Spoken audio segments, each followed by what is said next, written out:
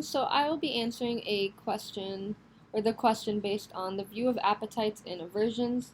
The question was, what is a situational example of appetites and aversions to keep someone, or to help someone to understand this concept?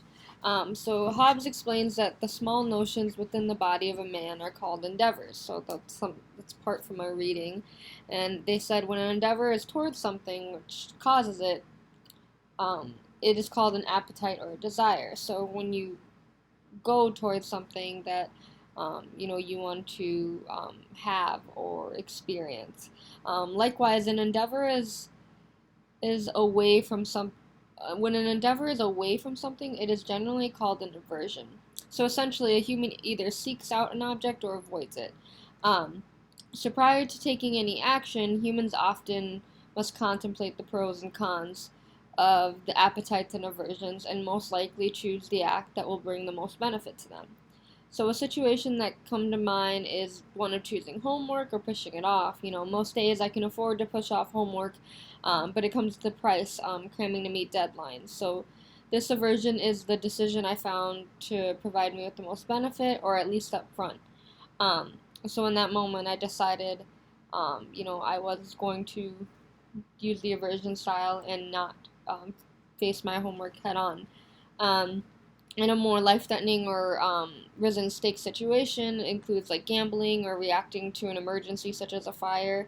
Um, I'd like to feel I'd like to believe that this is kind of like a fight or flight response, but in general, with the endeavors being thoughts or attitudes that motivate our actions, like walking or talking or other visible actions, like our reading said. So it's not so much fight or flight, but it's the process in which we go through in order to react.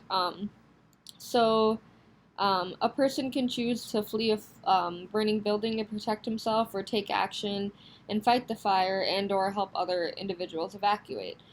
So it's dependent on the individual's perspective of the greatest benefit, of which is the greatest benefit, to save himself or help others escape or minimize the damage it causes.